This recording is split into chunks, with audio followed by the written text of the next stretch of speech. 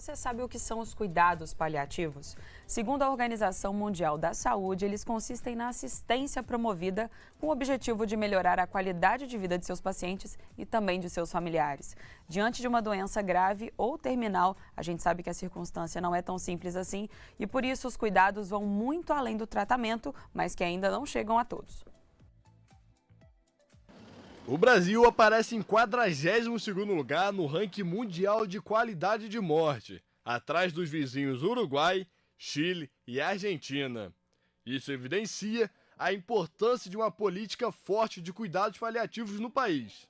De acordo com a Agência Nacional de Cuidados Paliativos, existem apenas 191 serviços do tipo cadastrado no Atlas da agência. São aproximadamente 1,5 pessoas para cada serviço de cuidados no SUS. De acordo com o Ministério da Saúde, no programa Melhor em Casa, as equipes atendem pacientes nas residências. A pasta ainda conta que em 2020 foram realizados 14.639 procedimentos e 818 pacientes atendidos. E sobre isso a gente conversa agora com a doutora Milena Leite, que é médica especialista em medicina paliativa. Seja muito bem-vinda à Manhã Diversa. Muito obrigada por ter vindo conversar com a gente. Bom dia a todos aí de casa. É um prazer enorme estar aqui falando de um assunto que, de fato, particularmente eu gosto muito. Prazer receber você. Vamos explicar então um pouco mais a fundo o que são os cuidados paliativos. Cuidados paliativos é como vocês mesmos disseram antes, né? Ele visa melhorar a qualidade de vida de pacientes que têm doenças que ameacem a vida e a gente abrange sempre os familiares também. Então, por meio da detecção precoce dos sintomas da dor, dos sintomas físicos, psicossociais e espirituais. Então, a gente sempre, a gente tinha uma ideia errônea que a gente tratava de pacientes com doenças incuráveis. Sim, também, mas também a gente trata de pacientes com doenças que ameacem a continuidade da vida. Então, o ideal é que os cuidados paliativos comecem precocemente até juntamente com o tratamento modificador da doença. E é importante salientar que a gente sempre precisa de ser uma abordagem interdisciplinar. Então, a gente precisa de uma equipe multiprofissional, geralmente composta por médicos, enfermeiros, fisioterapeutas, fonoaudiólogos, assistentes sociais, psicólogos, no mínimo, na verdade, porque a gente tem que entender e tratar do paciente como um todo, né? Em todas as esferas e a demanda do cuidado dele. E doutora Milena, quais são as doenças que mais se beneficiam com esses cuidados, de uma forma geral? Geralmente todas essas doenças que ameacem a continuidade da vida. A gente ouve muito falar sobre os cuidados paliativos dentro do contexto oncológico, né? Por ser até mais bem aceito, mais difundido, os pacientes já têm uma consciência mais sobre isso. Porém, várias outras doenças se beneficiam. Doenças cardiovasculares, como pacientes com insuficiência cardíaca, que são doenças crônicas. Doenças pulmonares, como o DPOC, que são as doenças pulmonares obstrutivas crônicas. Doenças renais, né, aqueles pacientes com doenças renais crônicas que fazem ou não hemodiálise. Doenças neurológicas, a gente tem como a esclerose lateral miotrófica, que é uma doença progressiva, que também se beneficia. Doenças, os hepatopatas, né, aqueles pacientes cirróticos, e tem aqueles pacientes também que convivem com HIV, que também são beneficiados, dentre outras várias doenças. E à medida que a população envelhece, né, as doenças neurológicas, como por exemplo Alzheimer e outras doenças, também tendem a se tornar mais frequentes. Qual que é o impacto disso nessa demanda na área da saúde e dos cuidados paliativos? Primeiramente o impacto financeiro, né? Não tem como a gente não abordar isso. Tem uma estimativa que em 2030 aproximadamente seriam gastos no mundo inteiro cerca de 2 trilhões de dólares. Então a gente tem que trazer isso e pensar num país como o nosso, que grande parte da população depende dos cuidados do SUS, né? Então isso é muito significativo. E a gente tem que pensar nisso até para estabelecer políticas públicas também, né? A gente sabe que para o idoso a gente tem uma quantidade de políticas e de dinheiro, né, que ainda é incipiente, destinado para isso ainda é incipiente. Então, apesar de hoje já existir algumas políticas como a Política Nacional do Idoso, a gente ainda tem que pensar em muitas outras coisas, porque esse vai ser o cenário nosso daqui para frente, né? Cada vez mais a população envelhecendo com as doenças neurológicas que são inerentes desse tipo de população. E a gente tem que pensar também que é uma doença, as demências, elas são doenças que mais são incapacitantes, né, no idoso. Então, a gente tem que pensar no microambiente deles também. Exigem muito dos cuidadores, dos familiares, por quê? São doenças longas e durante todo o curso da doença eles já têm que ter um apoio dos familiares e na terminalidade mais ainda, porque eles se tornam totalmente dependentes, 100% dependentes, né?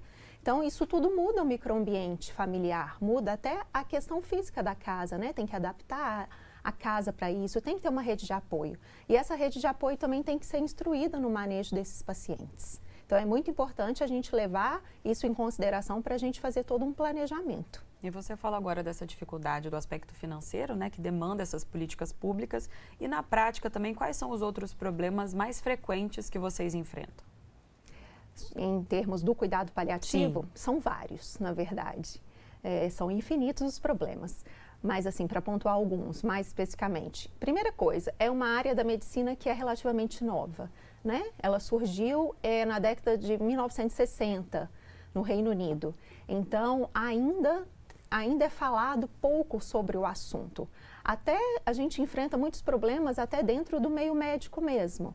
Né? Porque a faculdade de medicina, geralmente, a gente é ensinado a curar sempre. Então, quando o médico está diante de um paciente que às vezes nem sempre a cura vai ser possível, ele se sente um pouco frustrado, né? Como se tivesse uma incapacidade técnica de resolver aquele problema. Então, isso é um ponto que a gente tem que conscientizar muito os nossos colegas profissionais mesmo. E com relação aos familiares, geralmente as ideias difundidas errôneas, né? Então, eles já chegam para a gente, já traz conceitos que são muito deturpados. Então, a gente prioriza sempre fazer reuniões familiares sequentes, subsequentes, né, sucessivas. A gente nunca cansa de fazer isso, porque a gente tem que ter uma relação de segurança com eles. Geralmente, a primeira coisa que eles falam, né, então tá em cuidado paliativo é não fazer mais nada. Não, pelo contrário, são pacientes que demandam muito tecnicamente da gente conhecimento e são muito complexos. Né? Então, por isso que a gente precisa, como a gente prioriza uma abordagem multidisciplinar, multidimensional, por isso que a gente precisa tanto de todos os outros profissionais nesse caso. E, como você mesmo disse, né, muitos profissionais são envolvidos aí nessa equipe multidisciplinar que é tão importante aí para os cuidados paliativos. Você já mencionou, inclusive, algumas que são, como você disse, o mínimo que precisa ter, né? Então, dentro aí dessa prática, quais são as técnicas e as áreas de atuação que são mais utilizadas nos cuidados paliativos e quais talvez podem ser também acrescentadas em casos específicos que podem demandar outras necessidades? Até que ponto isso se abrange, né? Isso varia de paciente para paciente? Como que isso é feito? Como que isso é definido? O que é necessário para cada um? Geralmente uma equipe mínima seria médico, fisioterapeuta, fonoaudiólogo, assistente social, psicologia. Deixa eu ver se eu esqueci de algum, enfermeiro. Equipe mínima, mas a gente precisa e é muito necessário ter outras coisas, como terapeuta ocupacional, é importantíssimo, só que é uma área que é um pouco difícil até da gente encontrar profissionais. E outra coisa que nos auxiliaria muito e que a gente tem uma demanda muito grande, que a gente também quase não encontra, que é o serviço do capelão. Né? E o capelão é uma figura, é uma pessoa que estuda sobre isso e ele vai abordar a questão da espiritualidade com o paciente. Não de uma religião específica, mas a espiritualidade como um todo. Como é muito difícil a gente ter acesso a esses profissionais, porque é muito raro de encontrar, a gente acaba sempre perguntando para o paciente se ele tem alguma religião específica, se ele gostaria de ter alguma visita religiosa. E aí a gente tenta entrar em contato com pessoas, né, que são representantes dessas religiões para tentar dar um suporte. E a gente sabe que a dor ali é algo frequente no dia a dia dos pacientes, né? Quais outros problemas a gente pode citar que são enfrentados por eles? Geralmente a dor e a dispneia são os problemas principais que eles mais queixam. Mas tem vários outros. A dispneia é a falta de ar, né? O paciente que às vezes ele tem até a saturação, que é um aparelhinho que a gente vê que está tranquilo, mas ele queixa da sensação de falta de ar. Mas tem também a fadiga, a astenia, aquele paciente que sempre reclama de estar muito cansado, de não ter vontade de fazer as coisas, de não ter ânimo. Tem as questões das náuseas, vômitos, diarreia, constipação, as lesões por pressão, que às vezes geram muita dor também, depressão, ansiedade, insônia. Eles queixam muito, é muito frequente a sensação de boca seca, que é a xerostomia, ou às vezes a cialorreia, que é a hipersalivação. Então são todos esses sintomas e muitos outros que a gente tem que estar atento e identificar.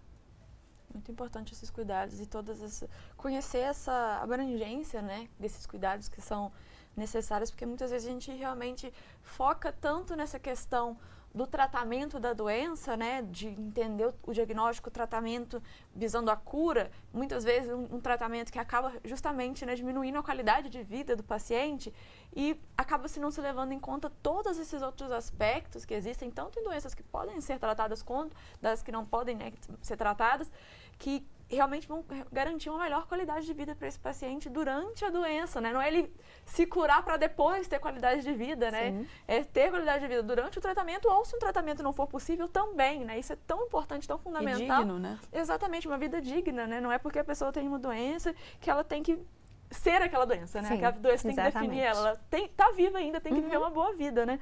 A gente recebeu uma pergunta, inclusive. É um comentário. Um comentário da Tuninha de Varginha.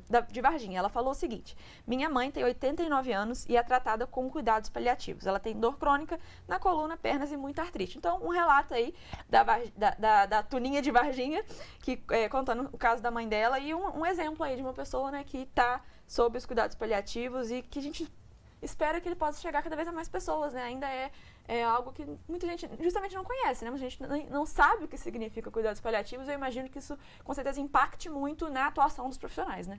Sim, e às vezes quando ouve falar de uma forma errada, né? Que é o que acontece na maioria das vezes. Então a gente tem que realmente difundir cada vez mais. E um ponto positivo que aconteceu no final do ano passado é que foi homologada uma resolução que a partir de agora vai ser uma disciplina obrigatória na Faculdade de Medicina.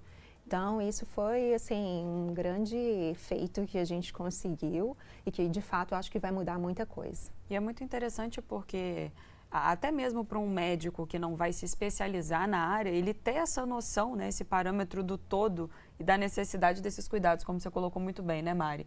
De aspectos gerais, no tratamento de uma doença, ou então, assim, no final da vida, mas de uma forma digna, né? Eu acho que é um olhar que realmente todos os profissionais da área de saúde devem ter, né? Com certeza. E até mesmo para saber identificar, às vezes não sabe manejar, porque tem muitos médicos ou profissionais da saúde que acham que sabem manejar.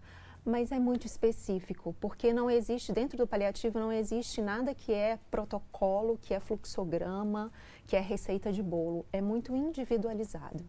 Então, cada caso é de uma maneira. Então, se o profissional já saiba identificar aquele paciente que se beneficiaria desse tipo de cuidado e consiga acionar a equipe de paliativo, a gente já está muito satisfeito. A gente acaba, né, Mari, de uma forma geral, ainda mais nós que somos leigas na área de medicina, a associar o médico à ideia direta de cura, né? E o que leva, no seu caso, né, que tem essa especialização, o que leva um profissional a buscar por essa outra direção, que é oferecer esse amparo para pessoas que muitas vezes não têm mais a possibilidade de cura? Eu acho, na verdade, que isso é uma resposta muito individual, né? Eu acho que ela é baseada muito nas vivências, nas experiências, às vezes até nas experiências de morte que o profissional teve na família dele, como ele lidou com aquilo. Vou falar do meu caso. No meu caso, especificamente, eu fiz uma formação em clínica médica num hospital que era oncológico. Eu até então nem pensava em fazer nada sobre isso. E aí eu me lembro muito, que foi marcante e determinante na minha vida, do meu primeiro paciente, que era um jovem, com câncer terminal. E caindo de paraquedas, eu não sabia nada, eu tive que dar a notícia do diagnóstico para ele e de falar que não tinha mais tratamento curativo. E aquilo me deixou muito mal. Então, me fez refletir sobre muitas coisas. E depois eu fui vendo que esses pacientes, às vezes, eles ficavam um pouco abandonados. Né? Como existe uma fala, ele é paciente paliativo, então não tem muita coisa mais para ser feita. Então, vamos cuidar de outros que às vezes têm outras coisas, né? Que a gente pode fazer outros tratamentos. Então, eu fui identificando que esses pacientes, eles precisavam sim de pessoas que os olhassem com um olhar diferente, porque de fato é um tratamento muito diferenciado do tratamento convencional. Então, ter essa abordagem, esse olhar do paciente não só para a doença dela, porque na medicina a gente às vezes olha não o paciente, ô João, a gente olha o câncer de mama. Então, ter o olhar sobre, não, ela é a Luzia, que tem um câncer de mama, que tem quantos filhos, que é casado com quem, que mora em tal rua, né? Como que é todo esse contexto. Isso, para mim, influencia muito mais do que só o tratamento em si. Então, eu acho que é mais uma questão pessoal e que eu não consigo falar como que é com os outros profissionais que foram para essa área. E como a Bárbara disse, nós, enquanto leigas, né, a gente imagina que seja um trabalho que requer uma delicadeza, né, muito grande, justamente por lidar com essa questão da morte, que é um tabu tão grande para a nossa sociedade, né? Muitas vezes a gente prefere não aceitar, negar, né? Negar, justamente, como você disse, às vezes em casos em que já foi determinado que aquele é um caso que não tem cura, que é terminal, e as pessoas preferem negar aquilo e continuar e não garantir uma qualidade de vida para a pessoa do que aceitar que a morte vem e, no período que resta, garantir essa qualidade de vida. E para os profissionais que lidam com isso, né, que estão cara a cara com essas pessoas, que muitas vezes têm essa certeza de que a morte está próxima, né, eu imagino que seja algo que requer uma delicadeza e uma sutileza e uma humanidade muito grande, que a medicina, no geral, exige de todo mundo, mas que eu imagino que nesses casos deva ser ainda mais, realmente mais delicado, né? Imagino experiências, exige uma sensibilidade, uma sensibilidade muito grande, né? Sim. Assim, é clichê, mas a gente sabe que um dia a mais é um dia a menos para todo mundo, né? O caminho é igual para todos nós. Só que nesses pacientes, eles lidam com a morte diariamente, cara a cara. O que é a beleza também, porque a morte, ela é uma grande conselheira. E a gente tem que tentar aliviar esse tabu e conversar mais sobre isso com os nossos familiares, com todas as pessoas que estão ao nosso redor. Até para a gente também identificar como que gostaria de ser lá na frente, o que acontecer, né? Então, a gente pega esses pacientes que estão num momento muito fragilizados, né? Então, só que ao mesmo tempo, é um aprendizado até para a gente que lida. A gente até aprende a ressignificar a nossa própria vida, porque nesses momentos existem tantas outras coisas além que ocorrem, como relacionamentos amorosos, relacionamentos familiares, que eles buscam, né? Sanar todos os problemas, que eles buscam perdão de muitas pessoas e que aí eles vão pensar e vão ver que muitos dos problemas que eles tinham e que davam importância, chega nessa hora eles falam, realmente eu dava tanta importância para tanta coisa que hoje eu vejo que é insignificante. Então, é um momento também de muito aprendizado para eles e para todos que estão ao redor. E como você colocou, né, doutora, essa beleza oculta de todas as situações, né? E elas estão aí, as informações não são às vezes as mais fáceis, mas de qualquer forma é a maneira como a gente lida com elas e o que é feito a partir disso. Exatamente. Né? Com certeza.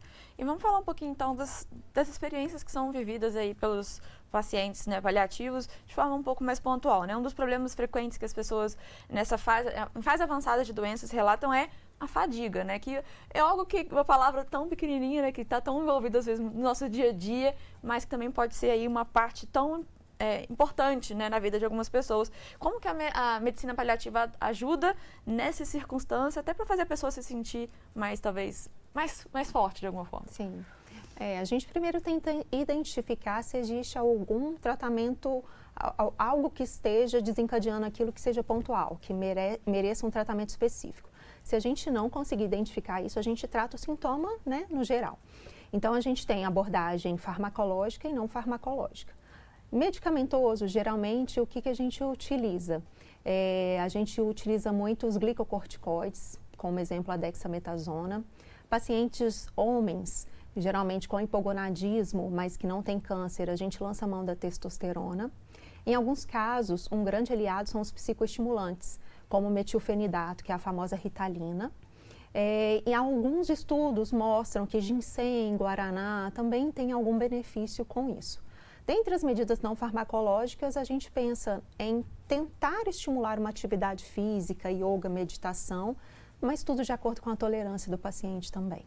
E os familiares, doutor, às vezes ficam com receio pelo fato de os doentes não estarem se alimentando bem, aí acaba forçando, né, a alimentação. Como é que vocês lidam com a anorexia, por exemplo? Isso é outro assunto bem polêmico, porque amor e comida, né, estão interligados. Primeira coisa é a gente identificar o estágio da doença. Por quê? Se a gente tem um paciente que já está num estágio de caquexia é uma perda nutricional de massa gorda, de massa magra, que já é irreversível. Não adianta eu hiperalimentar esse paciente que ele não vai reverter esse quadro. Então, a gente tem que explicar muito sobre isso. Então, nesse estágio, a gente prioriza a dieta de conforto. Ou seja, eu vou virar para o paciente e quero saber dele, o que você gosta de comer? E geralmente são aquelas memórias afetivas. Eu gosto do bolinho da minha avó, eu gosto... Coca-Cola é geralmente a campeã. Então, a gente vai, é isso que a gente vai dar. Então, a gente não vai buscar atingir metas nutricionais. Não, eu quero dar conforto para ele. E aí, a gente hiperalimentar também, a gente pode causar sintomas negativos. Eu posso causar uma distensão abdominal, o paciente não consegue digerir aquilo tudo, ele vomita, e aí pronto, que a gente não quer isso e a gente acaba fazendo isso. Mas a gente também tem algumas formas medicamentosas de agir nisso, assim como a gente falou na fadiga, os corticoides, a testosterona nos auxiliam. A gente tem também alguns estudos evidenciando o uso de suplemento com L-carnitina, com glutamina, com o hormônio grelina. Então, tem algumas outras coisas que a gente consegue fazer. Dentre as medidas não farmacológicas, aí entra a importância do nutricionista, juntamente com o fonoaudiólogo, para a gente sempre adequar a consistência da dieta, o porcionamento e até a apresentação dessa dieta. Então, a importância desses profissionais é fundamental nesse momento. E como que os próprios pacientes, né? A gente fala muito da família, né? Porque realmente as pessoas estão ali do lado, mas os pacientes, como que eles lidam com o que está se passando com eles nessa fase final da doença, aqueles que têm ciência do que está acontecendo, porque muitas vezes eles também não têm essa ciência justamente por questões de uma possível demência, né? Nesses cenários. Mas os que estão cientes do que está acontecendo, como geralmente eles lidam com essa situação? As formas mais diversas possíveis. Geralmente, a gente tem aqueles pacientes que enxergam a doença como algo externo, então aquilo não faz parte do meu corpo, e aí são os pacientes que às vezes a gente vê que entram numa batalha. São aquelas famosas frases, você é um guerreiro, você venceu, perdeu a batalha. Então acaba ficando uma situação um pouco complicada. Tem aqueles que a gente dá o diagnóstico, fala do prognóstico e eles seguem a vida. Às vezes colocam até mais afazeres, justamente para não conversar sobre isso e não pensar sobre isso. Vai, faz o tratamento, volta para casa, trabalha e é isso aí. Existem aqueles que têm total consciência, que querem saber a todo momento, que querem participar e ser um sujeito ativo na doença. Tem aqueles que não querem saber. É a minoria? Sim. Mas tem os que falam, olha, fala para o meu familiar, para o meu pai, dá o resultado dos exames, do tratamento, porque eu não quero saber de nada. Então, são diversas as formas, mas assim, não cabe a nós, os profissionais ou não, julgar como que esses pacientes vão encarar esse momento. Não tem um jeito certo de lidar com a situação. E isso é individual, depende de tudo que ele viveu antes também, né? A gente tem que ser apoio e ser principalmente ouvinte, é o que nos cabe. Com certeza. E os cuidados paliativos aí buscam justamente aliviar o sofrimento e agregar uma maior qualidade de vida, tanto em pacientes quanto em seus familiares. E talvez você já tenha visto circular na mídia casos de famosos que por algum motivo precisaram receber esses cuidados. Então vamos conhecer alguns. O ícone do futebol brasileiro, Edson Arantes do Nascimento, mundialmente conhecido como Pelé, morreu no dia 29 de dezembro do ano passado, aos 82 anos, após um mês de internação no Hospital Albert Einstein, em São Paulo. O ex-jogador havia dado entrada no hospital com queixas de inchaço generalizado e problemas respiratórios, enquanto passava pelo tratamento de um câncer no cólon.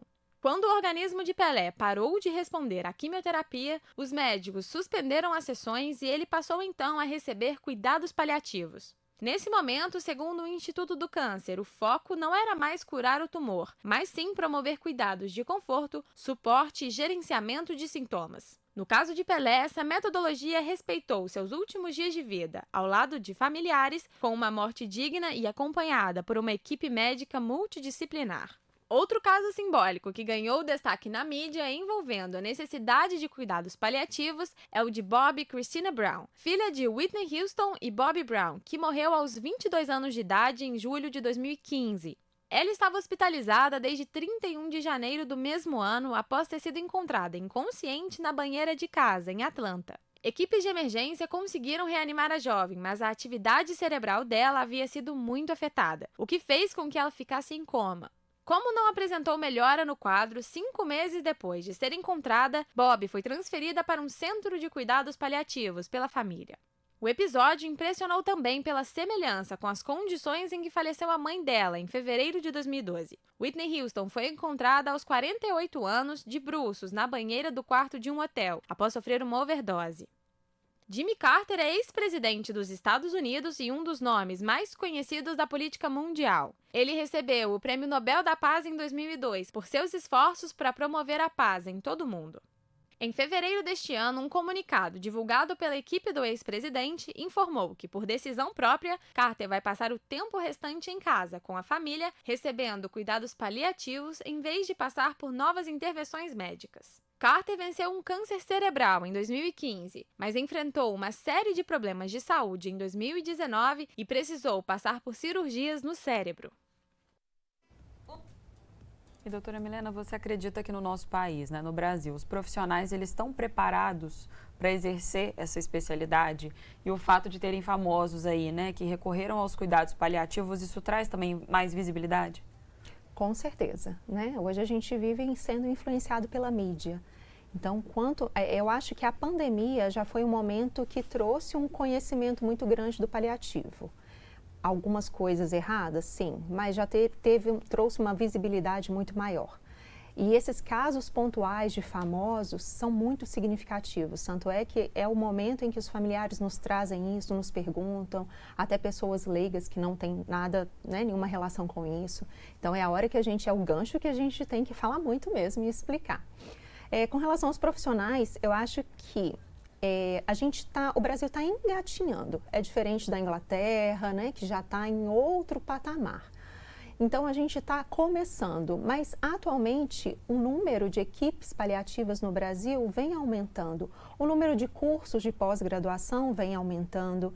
Essa questão da disciplina na faculdade de medicina, eu acho que vai fazer uma grande diferença, porque se isso vier desde a base, já além de despertar algum aluno para essa especialidade, já vai fazer com que ele tenha um olhar diferente na prática dele mesmo. A gente está recebendo uma pergunta aqui da Paloma, de Ouro Preto. E ela diz o seguinte: meu sogro está com 2 tumores no fígado, fez tratamento para diminuir o tamanho, para poder fazer uma cirurgia e transplante, mas mesmo assim cresceu ao invés de diminuir. Seria o caso de entrar em cuidados paliativos?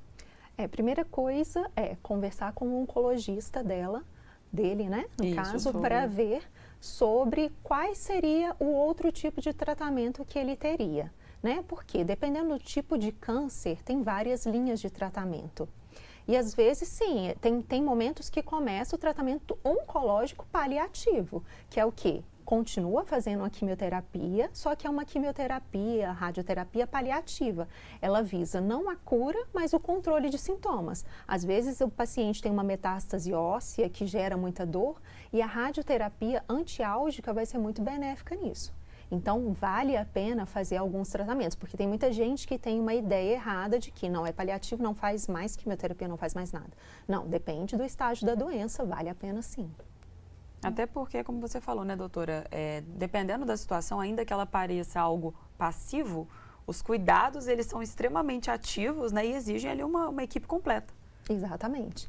E é isso, na verdade, o diagnóstico do câncer hepático que ele teve, ao diagnóstico, a equipe de paliativos já está atuando. Esse é o correto. A qualidade de vida precisa existir, tanto para o paciente que está passando pelo tratamento que visa a cura, quanto para o paciente que está passando pelo tratamento que visa controlar a doença, quanto também para o paciente que já não tem mais como controlar, nem como curar e está ali ainda vivendo a sua vida, Então, a qualidade de vida para todo mundo, independente do estágio da doença, do tipo de tratamento, se ainda existe tratamento, né? Então, é importante a gente espalhar essa informação do que são os cuidados paliativos para mais pessoas entenderem e conhecerem. Tirando os tabus, né? Tirando os tabus e também desassociar um pouco dessa ideia que muita gente tem, como você disse, de que o cuidado paliativo só entra quando realmente não tem mais o que fazer e aí a doença fica para lá e vai cuidar do resto, entre muitas aspas. Exatamente. Né? Se o cuidado paliativo ele for implementado precocemente, a gente vai acabar com essa ideia de que